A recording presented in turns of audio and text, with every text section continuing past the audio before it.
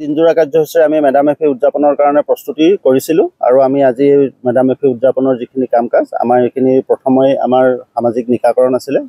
চাফ চিকুণ আমাৰ হৈছে আৰু তাৰ পাছতে আমাৰ পতাকা উত্তোলনৰ পাছতে আমাৰ মৈদাম তৰ্পণ এইখিনিলৈকে আমাৰ হৈছে আৰু ইয়াৰ পাছতে আমাৰ যি পূজা এই পূজা আমাৰ আৰম্ভ হোৱাৰ পথত আমি অলপ সময়ৰ পাছতে আমাৰ এইখিনি পূজা আৰম্ভ হ'ব আৰু বিভিন্ন ধৰণৰ কাৰ্যসূচী আমি ৰাখিছোঁ লগতে আমাৰ মুকলি সভা হ'ব আমি মুকলি সভাৰ কাৰণে আমাৰ এজন বিশিষ্ট ব্যক্তিক আমি নিৰ্দিষ্ট বক্তা হিচাপে আমন্ত্ৰণ জনাইছোঁ তেখেতলোকেও আহিব আমি আমাৰ দিনজোৰা কাৰ্যসূচী আমি এনেধৰণে ৰাখিছোঁ আমাৰ এইখিনি সময়তে আমি এটা কথা জনাওঁ যে আমাৰ যিসকল নেকি উপৰিপুৰুষ এই উপৰিপুৰুষসকলে আমাৰ যি জাতি গঠন প্ৰক্ৰিয়াকে আৰম্ভ কৰি বিভিন্ন ক্ষেত্ৰত আমাৰ উত্তৰণৰ কাৰণে তেখেতলোকৰ যি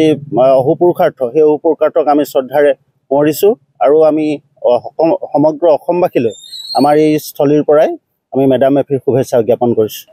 যে আজি 31 জানুৱাৰী তাৰিখে সমগ্ৰ অসমৰ লগতে আমাৰ বৰদলনিতো আমি মেডাম মেফি উদযাপন কৰিবলৈ আয়োজন কৰিছোঁ আৰু এই উদযাপনৰ কাৰণে যিসকল উদ্যোক্তা বা যিসকল বৰদলনিবাসী ৰাইজে ইয়াত অংশগ্ৰহণ কৰিছে তেখেতসকললৈ আমি প্ৰথমতে আমাৰ ফালৰ পৰা আন্তৰিক শুভেচ্ছা জ্ঞাপন কৰিছোঁ যে 1228 খ্ৰীষ্টাব্দত চাওলুং চুকাফাই মুংমাওৰ পৰা আহি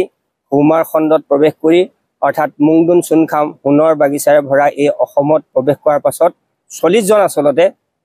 40জনে এই অসমখনত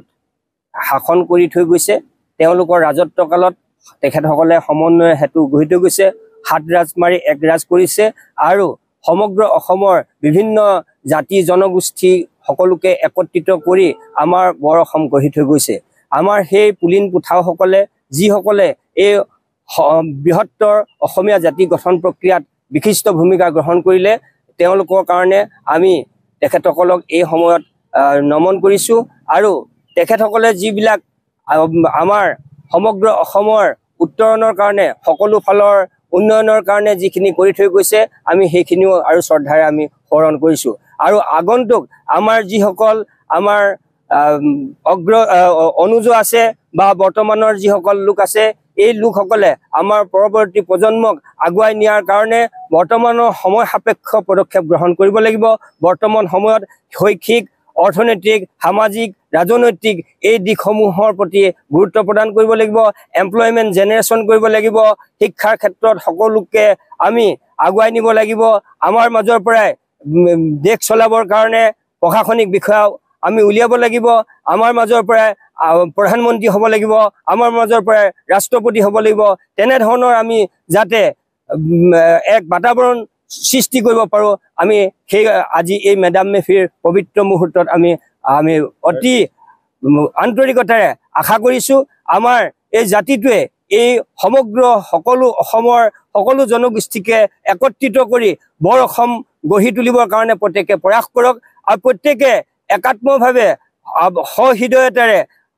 সাংস্কৃতিক সাহিত্যিক সকলো দিশতে উত্তৰণ ঘটাই অৰ্থনৈতিকভাৱে স্বাৱলম্বী হৈ তেওঁলোকে শৈক্ষিক দিশত এক উত্তৰণ ঘটাই সমাজখন এক সুন্দৰ আৰু শান্তিময় পৰিৱেশৰ সৃষ্টি কৰিবৰ কাৰণে মই এই মুহূৰ্তত সকলোকে আহ্বান জনাইছোঁ আৰু সকলোকে এই পবিত্ৰ আমাৰ মেডাম মেফি উদযাপনৰ এই স্থলীত সকলোকে আমি পুনৰ আজি কৃতজ্ঞতা জ্ঞাপন কৰি বৰদলনিত আঞ্চলিক ভিত্তিত আমি মেডাম মেফি উদযাপন কৰিছোঁ মেডাম মেফিটো আমাৰ 1228 খ্ৰীষ্টাব্দত চাওলুং চুকাফাই অসমলৈ যেতিয়া আহি থিতাপি লৈহি তেতিয়াৰ পৰাই এই পূজা পাতল চলি আছে আৰু এই পূজাৰ মহত্ব এইটোৱে যে আমি মৃতকসকলক সদায় আমাৰ পুলিন পুঠাসকলক যাতে স্বৰ্গলৈ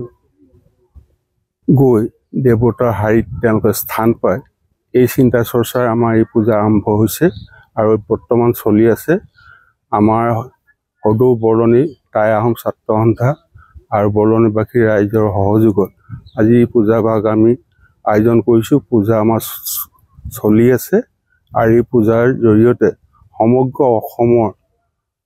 মানুহৰ হকেও আমাৰ আহোম জনগোষ্ঠীয়ে এই পূজা ভাগ আগবঢ়ায় আৰু